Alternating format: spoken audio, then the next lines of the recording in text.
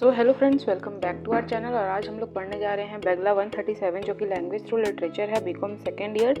और हम लोग जल्दी जल्दी क्विक रिवीजन करेंगे क्योंकि इग्नू के एग्ज़ाम्स चल रहे हैं जैसा कि आप सबको पता है। तो स्टार्ट करते हैं अपना यूनिट 1 जो कि है हमारा लिटरल वर्सेस मेटाफोरिकल मीनिंग। ठीक है, तो इसमें हमें क्या क्या चीज़ें पढ़नी है, जैसा आप देख सकते हो, objective, introduction, language and literature, literal versus metaphorical meaning, extension of meaning में हमें इतने 5 टॉपिक्स पढ़ने हैं और उसके बाद ये चैप्टर खत्म हो जाएगा। तो स्टार्ट करते हैं हम लोग अपना चैप्टर। तो इसमें जैसा कि आप सब लोग देख सकते हो कि पहला टॉपिक है लैंग्वेज एंड लिटरेचर। तो लैंग्वेज क्या होता है? Language is central to all human activity and all literature is also manifested in and through language. देखो, लैंग्वेज क्या होता है? सेंट्रल होता है ह्यूमन एक्टिविटी का, मतलब ह्यूमन एक्टिविटी में लैंग्वेज जो होता है मेन चीज़ होता है, मेन एक्टिविटी होता है ह्यूमन एक्टिविटी का। और जो लिटरेचर होता है वो एक्सप्रेस किया जाता है लैंग्वेज के थ्रू ही। ठीक है, all are individual and social activities are possible through language because language functions as a powerful tool and symbol of for the presentation of reality. अब क्या कह रहा है कि जो सारे इंडिविजुअल हैं और सोशल एक्टिविटीज़ हैं वो पॉसिबल किसके वजह से हो रहे हैं? लैंग्वेज की वजह से हो रहे हैं। ठीक है, क्योंकि लैंग्वेज जो है वो एक पावरफुल टूल है, ठीक है, जो कि रिप्रेजेंट करता है रियलिटी को। ठीक, लैंग्वेज के थ्रू ही हम रियलिटी को रिप्रेजेंट कर पाते हैं। We need to understand the difference between language and the actual objects और events of actual life. For example, the word tree consist of 3 sound T, R and the vowel sound as denoted by E. ठीक है, तो the tree as actual physical object is a part of the world, so we have the sign tree and the actual object of the tree. अब जैसे देखो, हम tree बोलते हैं जैसे ही तो हमारे माइंड में ट्री की इमेज बनती है ना। तो वो जो वर्ड ट्री है ना, वो एक साइन है जिससे हम एक्चुअल ऑब्जेक्ट क्या है, वो पेड़ जो है, हम उसे हम डिनोट करते हैं। तो क्या कह रहा है? When the sign which is born out of the use in society get associated with the object for its user, then the sign can be set to have meaning. जैसे हम पेड़ पेड़ पेड़ देखते आ रहे हैं बचपन से ही, अब उसे एक वर्ड दे दिया गया है ट्री, तो वही कह रहा है कि हाँ, जब एक साइन को, when the sign which is born out of the use in the society get associated with the object for its user, तब उस साइन को हम कहते हैं कि उसको मीनिंग मिल चुकी है। ठीक है, जैसे अब ट्री बोलने पे हमारे माइंड में ट्री की इमेज बन जाती है, वैसे ही कह रहा है कि ट्री जो ये वर्ड है वो एक सिंबल है और उससे हमारे माइंड में ट्री की इमेज फॉर्म हो जाती है। ठीक है, तो उसको एक मीनिंग मिल चुकी है ट्री वर्ड को। This is how meaning get associated to spoken words. तो ऐसे ही मीनिंग, बोले हुए शब्दों को मीनिंग मिलते हैं। ठीक है, हम वर्ड्स तो बोल देते हैं ट्री ट्री ट्री ट्री। अब ट्री क्या होता है? जब हमने उसे देखा, बार बार देखा, तो वो हमारे माइंड में एक ट्री की इमेज बन गई। अब जब भी हम ट्री बोलते हैं तो हमारे माइंड में ट्री की इमेज खुद ब खुद बन जाती है। ठीक है, we begin to call them words. तो जैसे ही उसको एक मीनिंग मिल जाती है, वर्ड्स को जो हम बोल रहे हैं उनको जैसे ही कोई मीनिंग मिलती है तो हम उसे वर्ड्स कहते हैं, और लार्जर यूनिट्स ऑफ वर्ड्स को हम सेंटेंस कहते हैं, वैसे ही। ठीक है, अब क्या कह रहा है? Language is a versatile medium of communication. Language जो है एक वर्सेटाइल मीडियम है कम्युनिकेशन का। It is used for all kind of human communication, in gossip, in commercial transaction, political persuasion, in scientific reports, in advertisement and in literature etc. देखो, human language है वो बहुत important tool है जो कि आज के टाइम में हर जगह इन्वॉल्व है। जैसे ह्यूमन कम्युनिकेशन में वो हर काइंड में यूज़ किया जाता है। ठीक है, जैसे देखो, गॉसिप कर रहा है तो लैंग्वेज की ज़रूरत है, कॉमर्शियल ट्रांजैक्शन, बिजनेस ट्रांजैक्शन हो रहे हैं उसमें, पॉलिटिकल परसुएशन है उसमें भी, साइंटिफिक रिपोर्ट्स, एडवर्टीजमेंट, लिटरेचर, हर जगह लैंग्वेज का यूज़ है। ये मैंने आप लोग के लिए डिफरेंस बिटवीन भी पहले से लिख रखा है, आप यहाँ देख सकते हो स्क्रीन पे। If we classify the above into 2 groups, तो हमारे पास 2 आते हैं, एक नॉन लिटरेरी लैंग्वेज, एक लिटरेरी लैंग्वेज। ठीक है, तो अब सिंपली इतने में वही दे रखा है कि लिटरेरी लैंग्वेज क्या होते हैं और नॉन लिटरेरी लैंग्वेज क्या होते हैं। फर्स्टली, नॉन लिटरेरी और ऑर्डिनरी और practical language can be said to use in carrying on practicalities of everyday life. Literary language on other hand does not use language in real day to day situation. ठीक है, अब देखो हमारे पास है non literary and literary. ये मैंने आप लोग के लिए डिफरेंस बिटवीन भी पहले से लिख रखा है, आप यहाँ देख सकते हो स्क्रीन पे। नॉन लिटरेरी लैंग्वेज कौन से होते हैं? Non literary text is concern with information, facts and reality. तो जो नॉन लिटरेरी लैंग्वेज होते हैं वो इन्फॉर्मेशन से रिलेटेड होते हैं, कोई फैक्ट हो गया, कोई रियलिटी हो गई, उससे रिलेटेड होता है। ठीक है, और जो लिटरेरी लैंग्वेज होता है वो आर्टिस्टिक एक्सप्रेशंस होते हैं, जो कि हमारे पोएट हो गए, राइटर हो गए, वो लोग जो स्टोरीज में, फिक्शंस में यूज करते हैं अपने, वो लैंग्वेज को हम लिटरेरी लैंग्वेज कहते हैं। ठीक है, इवोकिंग इमोशंस एंड इमेजिनरी। अब क्या सेकंड पॉइंट है? एवरीडे कम्युनिकेशन ट्रांजैक्शनल होता है। ठीक है, नॉन लिटरेरी लैंग्वेज क्या होता है? एवरीडे कम्युनिकेशन में, जिस लैंग्वेज में मैं आपको एक्सप्लेन कर रही हूँ, जिस लैंग्वेज में हम आपस में अभी कम्युनिकेट कर रहे हैं, तो ये हमारा क्या हो गया नॉन लिटरल लैंग्वेज। ठीक है, मतलब नॉर्मली जो हम कम्युनिकेट करते हैं जिस लैंग्वेज में, वो हमारा नॉन लिटरल लैंग्वेज होता है। और आर्टिस्टिक, मतलब जो हमारा लिटरेरी लैंग्वेज होता है वो आर्टिस्टिक, इमेजिनेटिव, ठीक है, often goes beyond straight forward communication. वो आर्टिस्टिक होता है, इमेजिनेटिव होता है, क्योंकि जो हमारे पोएट्स होते हैं वो पोएम्स को, फिक्शंस को, स्टोरीज को अट्रैक्टिव बनाने के लिए, ठीक है, इमेजिनेशंस में भी स्टोरीज को लिखते हैं और वैसे वर्ड्स को भी यूज़ करते हैं, तो वो लिटरेरी लैंग्वेज को यूज़ करते हैं, ठीक है। और जो हमारा नॉन लिटरेरी लैंग्वेज है वो स्ट्रेट फॉरवर्ड होता है, direct and focused on clarity होता है, ठीक है, वो स्ट्रेट फॉरवर्ड होता है और डायरेक्ट हम बोलते हैं, ठीक है, घुमा फिरा के बातों को नहीं करते हैं। और जो हमारे लिटरेरी लैंग्वेज होते हैं वो वेरिड स्टाइल्स के होते हैं, रिच इन फिगरेटिव लैंग्वेज, ठीक है, जिसमें जैसे मेटाफर, सिमली, ठीक है, ये सब चीज़ें उसमें यूज़ की जाती हैं लिटरेरी लैंग्वेज में। बट हमारा जो नॉन लिटरल लैंग्वेज होता है वो स्ट्रेट फॉरवर्ड होता है, डायरेक्ट होता है और क्लैरिटी रहती है उस लैंग्वेज में। फोर्थ पॉइंट है limited use of literary device. जो हमारा नॉन लिटरल लैंग्वेज है उसमें क्या होता है, लिमिटेड यूज होता है लिटरेरी डिवाइसेस का। और ये जो हमारा लिटरेरी लैंग्वेज है, नाम से ही पता चल रहा है, इसमें अबेंडेंट यूज होता है, बहुत ज़्यादा यूज़ किया जाता है लिटरेरी डिवाइसेस का, जैसे मेटाफर, सिमिली, एलिट्रेशन, ठीक है, इन सब जो हमारे पार्ट्स ऑफ स्पीचेस होते हैं इनका बहुत ज़्यादा यूज़ किया जाता है। फिफ्थ एग्जाम्पल्स हैं, तो एवरीडे कन्वर्जेशंस, जो हमारे डे टू डे लाइफ में जो कन्वर्जेशंस होते हैं वो इसका एग्जाम्पल हो गया। बिजनेस राइटिंग, न्यूज़ आर्टिकल्स, ये सब चीज़ें जो है ये हमारा नॉन लिटरल लैंग्वेज का एग्जाम्पल है। और लिटरेरी लैंग्वेज के एग्जाम्पल्स क्या है, novel, poem, play, short stories and other creative works. तो ये हमारा था नॉन लिटरेरी लैंग्वेज और लिटरेरी लैंग्वेज। हम लोग वापस अपने टॉपिक पर। नेक्स्ट टॉपिक क्या है, language as a medium of communication functions mainly through modes. अब लैंग्वेज जो होता है उसके दो मोड्स होते हैं, ठीक है, एक स्पोकन और एक रिटन। अब लैंग्वेज के बारे में हमने पढ़ लिया, लैंग्वेज दो तरीके थे, एक लिटरेरी लैंग्वेज, एक नॉन लिटरेरी लैंग्वेज। तो अब हम लोग देखो, अब कह रहा है लैंग्वेज के कम्युनिकेट करने के दो मीडियम भी होते हैं, एक स्पोकन, एक रिटन। तो अब देखो, we use the spoken medium in our daily communication and the written medium in all our writings and reading. अब देखो, हम लोग नॉर्मली डेली लाइफ कम्युनिकेशन में स्पोकन मीडियम यूज करते हैं, लैंग्वेज का, बोल के बात करते हैं, ठीक है। और रिटन मीडियम कब यूज करते हैं, जब हमें कुछ लिखना रहता है, रीडिंग्स के लिए, ऑफिशियल पर्पस के लिए, इन सब चीज़ों के लिए हम लोग अपना रिटन मीडियम यूज़ करते हैं लैंग्वेज का। अब देखो डिफरेंस दे रखा है स्पीच और राइटिंग में। अब ये देखते हैं हम लोग, we speak and listen to speech, so vocal and auditory systems are use. अब देखो, स्पीच जो होता है, कोई बोल रहा है वो स्पीच हुआ, ठीक है, तो उसमें क्या है, कोई बोल रहा है तो उसका वोकल, और हम सुन रहे हैं तो हमारा ईयर्स यूज हो रहा है, तो ऑडिटरी सिस्टम्स यूज होता है स्पीच में।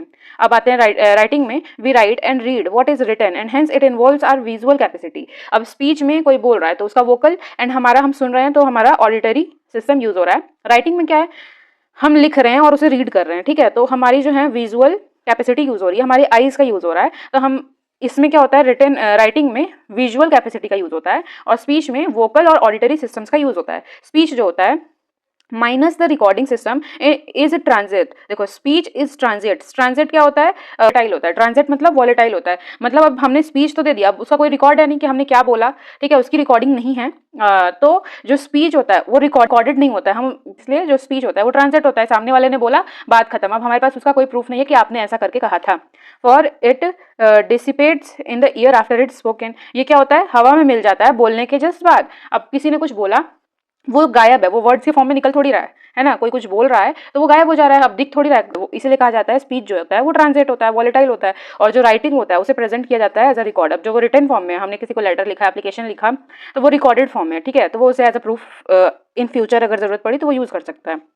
स्पीच क्या होता है, speech has different degrees of pauses and it uses in intonation, tones of statement, questions and special focus. अब देखो, स्पीच में हम डिग्री ऑफ पॉजेज दिखाते हैं, कहाँ हमें बहुत प्रेशर लगा के कहना है, कहाँ हमें बहुत जल्दी से बोलना है, कहाँ हमें पॉज लेना है, रुक के बोलना है, ठीक है। तो स्पीच में डिग्री ऑफ पॉजेज हम शो कर सकते हैं। और जो हमारा written exploits punctuations to give rhythm of language. अब हम राइटिंग में तो हम उसको बोल नहीं रहे, हम लिख रहे हैं ना, तो हम लिखने में हम लोग पंचुएशंस का यूज करते हैं रिदम ऑफ लैंग्वेज को दिखाने के लिए, ठीक है, कॉमा हो गया, एक्सक्लेमेशन मार्क हो गया, और उसको ज्यादा क्लैरिफाई करने के लिए diagram, graphs, charts, equations in writing, ये सब यूज करते हैं। Speakers and hearers are generally closer and here is a greater integration between the two. अब देखो क्या कह रहा है, स्पीच के टाइम जब दो लोग आपस में कम्युनिकेट कर रहे हैं, ठीक है, तो जो स्पीकर है, जो बोल रहा है, और जो सुनने वाला व्यक्ति है, दोनों के बीच में जो गैप है वो क्लोज रहता है, ठीक है, एज कम्पेयर टू राइटिंग वाले में। अब जैसे राइटिंग में क्या है कि अगर कोई यूएस का राइटर है, वो बुक पब्लिश कर रहा है, और कोई इंडिया का पर्सन है जो उस बुक को रीड कर रहा है, तो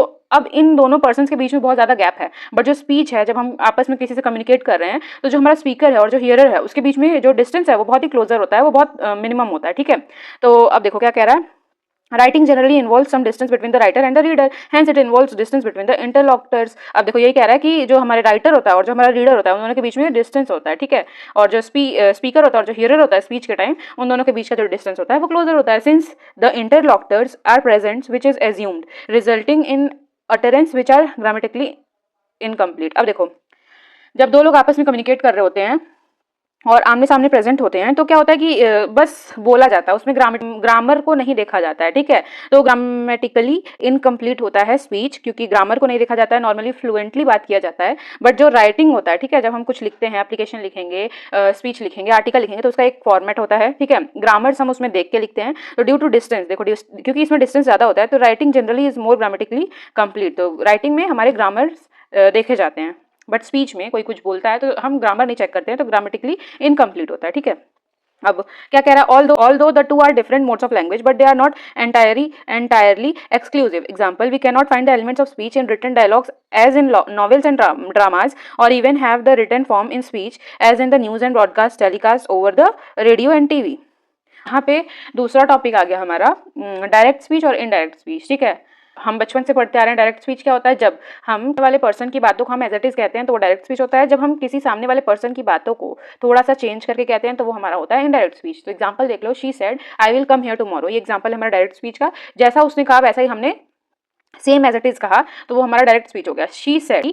अब वही इनडायरेक्ट स्पीच में क्या हो जाएगा, she said that she will go there the following day, उसने, ठीक है, उसने कहा वो वहां कल जाएगी, तो ये हो जाएगा इनडायरेक्ट स्पीच। तो उसने कहा, ठीक है। तो देखो जो डायरेक्ट स्पीच होता है उसमें हमने क्या किया, शी सेड, और जो सामने वाले पर्सन की जो बातें होती हैं उसे हम डबल इन्वर्टेड कॉमा के बीच में शो करते हैं। तो she said I will come here tomorrow, और वही इनडायरेक्ट स्पीच में क्या हो जाता है, शी सेड के बाद हमने डेट लगा दिया, इन्वर्टेड कॉमा हटा दिया, आई की जगह शी यूज हो गया, she will go there the following day, tomorrow की जगह द फॉलोइंग डे हो गया, ठीक है। तो ये हमारा इनडायरेक्ट स्पीच हो गया। अब देखो एक नया टॉपिक आया यहाँ पे हमारे पास, फ्री इनडायरेक्ट डिस्कोर्स, ठीक है। जब हम डायरेक्ट स्पीच और इनडायरेक्ट स्पीच को मिलाते हैं तो हमारा बनता है फ्री डायरेक्ट डिस्कोर्स। अब इसे हम FID भी कहते हैं। देखो क्या दिया, the FID combines the element of both from both the direct speech and the indirect speech, तो दोनों को कंबाइन किया जाता है तो हमारा बनता है फ्री इनडायरेक्ट डिस्कोर्स, ठीक है। It functions to present a stream of consciousness etcetera. The above she said I will come here tomorrow, अब वही हो गया, डायरेक्ट स्पीच हो गया, I will come here tomorrow, she said, उसने कहा, देखो मैं यहाँ कल आऊंगी, उसने कहा वो कल यहाँ कल आएगी, ठीक है। ये दोनों डायरेक्ट स्पीच है। अब देखो, she said that she would go there the following day, तो she said that she would go there the following day, ये हमारा इनडायरेक्ट स्पीच हो गया, ठीक है। अब वैसे ही री इनडायरेक्ट डिस्कोर्स का बनेगा, she would be there tomorrow, ठीक है। तो इसमें क्या होता है, हम डायरेक्ट स्पीच को भी यूज करते हैं और इनडायरेक्ट स्पीच को भी यूज करते हैं। देखो शी हमने डायरेक्ट स्पीच का ले लिया, ठीक, और वो विल का वुड हो गया, शी वुड, ठीक है, शी वुड बी खुद से हमने ऐड किया, देयर हमने ले लिया इनडायरेक्ट स्पीच का, और टुमारो हमारा डायरेक्ट स्पीच का हो गया। तो हो गया हमारा डायरेक्ट और इनडायरेक्ट स्पीच का कॉम्बिनेशन, और ये हमारा शॉर्ट फॉर्म हो जाता है एक तरीके से देखा जाए तो। देखो ये था हमारा FID फ्री इनडायरेक्ट डिस्कोर्स, तो ये हमारा इतना हुआ, ठीक है। अब लिटरल वर्सेस मेटाफोरिकल मीनिंग, ये हमारा नेक्स्ट टॉपिक है। मीनिंग, लिटरल मीनिंग मतलब कोई भी चीज़ का एग्जैक्ट मीनिंग लिटरल मीनिंग होता है, ठीक है। लिटरल मीनिंग को हम डिक्शनरी मीनिंग भी कह सकते हैं, डिक्शनरी मीनिंग का यूज़ किया जाता है तो वो लिटरल मीनिंग होता है। और other than dictionary meaning, dictionary में जो मीनिंग दिया गया उसके बदले अगर हम कुछ और मीनिंग यूज़ करते हैं तो वो एक्सटेंडेड मीनिंग होता है, ठीक है। और मेटाफोरिकल मतलब कंपेयरिंग वर्ड्स होते हैं, ठीक है, जैसे इसमें एज और लाइक का यूज़ नहीं किया जाएगा, ठीक है। और अगर एज और लाइक यूज़ हो जाता है तो वो सिमिली हो जाता है, और मेटाफोर में क्या होता है, कंपेरिजन होता है, बट हम एज और लाइक का यूज़ नहीं करते हैं, ठीक है। तो वही मेटाफोरिकल मीनिंग दे रखा है। और लिटरल मतलब किसी भी चीज़ का एग्जैक्ट मीनिंग, ठीक है। अब देखो, the original sense in which a word is used is its literal meaning, original sense exact meaning किसी वर्ड का, तो उसे हम लिटरल मीनिंग कहते हैं। For example, in the sentence a dog is man's best friend, the word dog is used in its literal sense to refer a particular animal. अब जैसे example है, a dog is man's best friend, जो एक dog है वहाँ वो उस person का बेस्ट फ्रेंड है, तो यहाँ जो वर्ड डॉग है वो एक पर्टिकुलर एनिमल को रेफर किया गया है, ठीक है। But if we call a person a dog, ठीक है, बट हम अगर किसी एक पर्सन को डॉग कहेंगे, ठीक है, to mean that he is worthless और एविल पर्सन, ये दिखाने के लिए वो कि वो वर्थलेस है, एविल पर्सन है, we are extending the meaning of word. अब डॉग का एक्चुअल मीनिंग क्या होता है, एनिमल, हम किसी पर्टिकुलर एनिमल को रिप्रेजेंट करते हैं, बट अगर हम वही वर्ड डॉग वर्ड किसी पर्सन को स्पेसिफाई कर रहे हैं, डिनोट कर रहे हैं उस वर्ड से, डॉग वर्ड से, तो हम उस वर्ड के मीनिंग को एक्सटेंड कर रहे हैं। Similarly in the sentence the dog always barks at the postman, जो डॉग है वो हमेशा उस पोस्टमैन पे भौंकता है। The verb bark is use in its literal sense, अब यहाँ जो वर्ड बार्क यूज किया गया है वो लिटरल सेंस में यूज किया गया है, ठीक है। But when we say to a person, but अगर हम एक पर्सन से कहें कि don't bark like that hurry to refer that sharp and loud he is making, मतलब वो अगर कोई पर्सन बहुत तेज आवाज में बात कर रहा है, उसकी आवाज बहुत शार्प है, बहुत लाउड है, उसको रिप्रेजेंट करने के, उसको हम डिनोट कर रहे हैं कि मतलब तुम भौंको मत, ऐसा करके हम उसे बोल रहे हैं। तो हम यहाँ बार्क वर्ड के मीनिंग को एक्सटेंड कर रहे हैं, क्योंकि बार्क वर्ड जो एक एनिमल है उसके मतलब बार्क कौन करता है भाई, कुत्ता ही भौंकेगा, है ना। तो अब यहाँ हमने उस बार्क वर्ड के मीनिंग को एक्सटेंड किया, किसी पर्सन को रेफर किया कि बार्क मत करो, ठीक है, डोंट बार्क लाइक दैट, भौंको मत हरी। तो यहाँ हमने उस पर्सन के शार्प और लाउड साउंड की वजह से उसे ऐसा कहा, तो यहाँ हमने बार्क वर्ड के मीनिंग को एक्सटेंड किया। This kind of extension is called metaphor, इसे हम मेटाफर कहते हैं, ठीक है, क्योंकि this kind of extension is called metaphor. A metaphor is the use of phrase which describes one thing by stating another with which it can be compared. देखो comparison किया जाता है जब इन। अब क्वेश्चंस करते हैं जल्दी जल्दी। क्या करना है हमें? In the sentence below, a number of words have been used twice, once in the literal sense and the second times in extended sense. Write L beside a sentence, ठीक है, in which the words in italic is used in literal sense. अगर देखो यहाँ sentences दिए गए हैं, ठीक है, सेंटेंस में उस वर्ड को एक बार literal sense में यूज किया गया और एक बार extended sense में, तो कह रहा है क्वेश्चन कि जिस सेंटेंस में उस वर्ड को लिटरल सेंस में यूज किया गया है तो हमें उस सेंटेंस के आगे एल लिखना है, और जिस सेंटेंस में उस वर्ड को एक्सटेंडेड फॉर्म में यूज किया गया तो हमें उसके आगे ई लिखना है, ठीक है। तो अब देखो फर्स्ट क्वेश्चन है, he was angry with me because I had broken his pen. अब देखो एंग्री किसी पर्सन का ही नेचर है, ठीक है, he was angry with me because I had broken his pen. अब है ऑब्वियस सी बात है कि जैसे उसने मतलब किसी पर्सन का पेन तोड़ दिया तो वो पर्सन इस पर्सन से गुस्सा है, तो यहाँ जो एंग्री वर्ड है उसका लिटरल सेंस में यूज किया गया है मीनिंग, तो यहाँ एंग्री वर्ड जो है हमारा लिटरल सेंस में, तो उसके आगे हमने एल लिख दिया। अब देखो the waves rose in the angry sea, यहाँ जो एंग्री वर्ड है वो सी के लिए यूज किया गया, बट जो एंग्री वर्ड है वो हम किसी पर्सन के लिए यूज किया जाता है उसके गुस्से को दिखाने के लिए, बट यहाँ नॉन लिविंग थिंग से इसे रेफर किया गया है, नॉन लिविंग थिंग को। तो यहाँ जो एंग्री वर्ड है यहाँ क्या किया गया है कि मतलब जो मतलब उस टाइम सी में बहुत ही ऊंची ऊंची लहरें आ रही थी, ठीक है, रौद्र रूप था सी का उस टाइम, बहुत भयंकर सीन था, सी में बहुत ही ह्यूज वेव्स उठ रहे थे, तो यहाँ एंग्री सी कहा गया है, मतलब जो सी था वो बहुत गुस्से में था, ठीक है, तो यहाँ एंग्री वर्ड के मीन को एक्सटेंड किया गया है, इसलिए इसके आगे हम ई लिख देंगे, ये एक्सटेंडेड सेंस हो गया। थर्ड है, they fired at the house, the bullet buried themself in the wall. अब उन्होंने गोलियां चलाई घर की तरफ और जो बुलेट उन्होंने खुद को दफन कर लिया वॉल में। अब यहाँ ये भी कहा जा सकता था कि गोलियां मतलब उन लोगों ने फायरिंग की और जो गोलियां थी वो दीवार में धंस गई, बट यहाँ बरीड कहा गया, ठीक है, मतलब जो गोलियां थी वो दफन हो गई वॉल के अंदर, तो दफन वर्ड जो है वो पर्सन के लिए यूज किया जाता है, तो यहाँ बरीड वर्ड का मीनिंग एक्सटेंड किया गया, तो ये एक्सटेंडेड सेंस में यूज किया गया, ठीक है। फोर्थ देखते हैं, 3 nights later old major died peacefully in his sleep, मतलब 3 रात पहले जो ओल्ड मेजर था, ठीक है, वो सोया हुआ था और सोए सोए ही खत्म हो गया, ठीक है। His body was buried at the foot of the orchid, मतलब जो उसकी बॉडी थी उसे बरीड किया गया, ठीक है, ऑर्किड के नीचे। यहाँ जो बरीड वर्ड है वो लिटरल सेंस है, भाई इंसान मरता है तो उसे दफन किया जाता है, ठीक है। फिफ्थ है, death is a true friend. अब देखो ट्रू फ्रेंड लिविंग थिंग को रिप्रेजेंट किया जाता है, ठीक है, बट यहाँ डेथ हो, भाई ये भी बात सच है कि डेथ जो है वो रियलिटी है ह्यूमन लाइफ की, ठीक है, बट यहाँ क्या किया गया कि death is a true friend कहा गया, तो यहाँ ट्रू फ्रेंड के मीनिंग को एक्सटेंड किया गया, तो एक्सटेंडेड सेंस हो गया।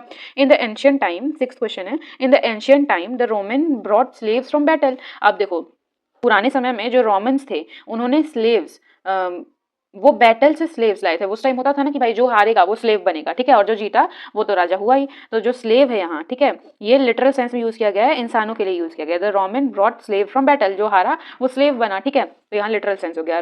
Rajesh is my best friend, यहाँ फ्रेंड होगा, यहाँ एंड नहीं होगा, यहाँ फ्रेंड होगा, ठीक है, FRI मिसिंग है, तो Rajesh is my best friend, तो यहाँ लिटरल सेंस है, ठीक है। अब 8th देखते हैं, I was expose as slave of habit in so trading a matter as getting the first cigarette out of a new pocket, ठीक है। अब यहाँ स्लेव ऑफ हैबिट कहा गया, ठीक है, मतलब आदत का गुलाम, ठीक है, आदत का गुलाम, तो हैबिट जो है वो ह्यूमन बीइंग नहीं है, ठीक है, तो स्लेव्स जो होते हैं वो ह्यूमन के स्लेव्स होते हैं, मतलब किसी इंसान के ही नौकर होंगे, तो वही कहा गया है, I was expose as a slave of habit, मैं अपने आदत का ही गुलाम बन गया था, ठीक है, तो यहाँ जो स्लेव वर्ड है उसको एक्सटेंडेड फॉर्म में यूज किया गया है, इसलिए यहाँ एक्सटेंडेड होगा।